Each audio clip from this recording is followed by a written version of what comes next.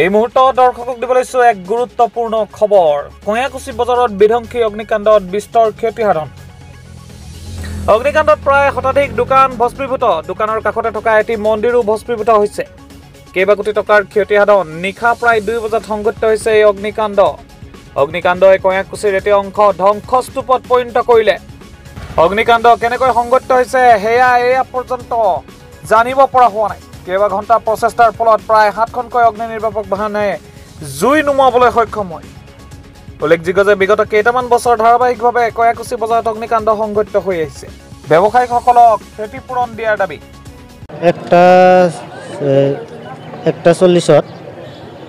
একটা চল্লিছত মানে অগ্নিকাণ্ড সংযোগ হৈছে।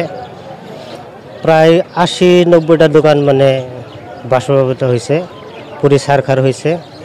মোৰ দোকান মনোহাৰী দোকান আছিল। মোৰ মোটামুটি 3.5 লাখ টকাৰ মাল আছিল, পুৰি একবাৰে শেষ হৈছে। আমাৰ জীৱনটো একবাৰ তছনছ হৈ গৈছে। আমাৰ একো নাই। আমাৰ এইটোৱে জীৱন নিকা। আমি ইয়াৰ পৰাই আমি তাৰমানে এই পৰিয়ালটো মানে পোহপালন কৰোঁ। আমাৰ জীৱনটো একবাৰ শেষ হ'ল, গৰ্বত হৈ গ'ল। এইখিনি ক'ব লগা কথা। আমি আৰু কি ক'ম।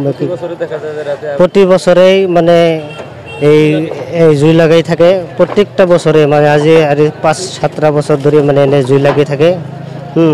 এনে কোনো নাই, ফায়াৰ ব্ৰিগেড নাই, যে কিবা সুবিধা নাই। আমাৰ মানে বহুত অসুবিধা। অতি সোনকালে এটা ফায়াৰ ব্ৰিগেড আমাৰ ইয়াতে দিব লাগে। এইখিনি আমাৰ ক'ব লাগে। যোৰহাটৰ মন্দিৰত তাৰ পৰা মানে জুইটো লগাইছে। প্ৰশাসনে এইটো আহ্বান জনাম যেনে অতি সোনকালে এইটো মানে তদন্ত কৰি মানে এইটো মানে ক্ষয়ক্ষতি হৈছে এইটো মানে বিশেষ ব্যৱস্থা জাৰি কৰি দিয়ে।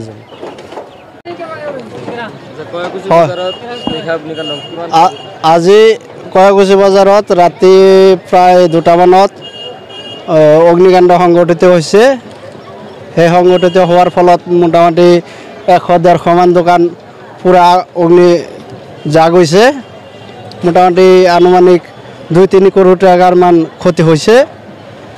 সেয়ে আমাৰ স্থানীয় বিধায়কক মই আহ্বান কৰিছোঁ যাতে এটা ফায়াৰ ব্ৰিগেড এম্বুলেন্সৰ ব্যৱস্থা কৰি দিয়ে। হয়, ফায়াৰ ব্ৰিগেড কয়াকুছি বজাৰত থাকিলে ইমান ক্ষতিসাধন নহ'ল হয়। ইয়াতে গেলামালৰ দোকান, চেণ্ডেল, জোতা, কছমেটিক দোকান, বহুত ধৰণৰ দোকান আছিল। মেডিচিনৰ দোকান আছিল, ফাৰ্মাচী, এইবিলাক দোকান আছিল।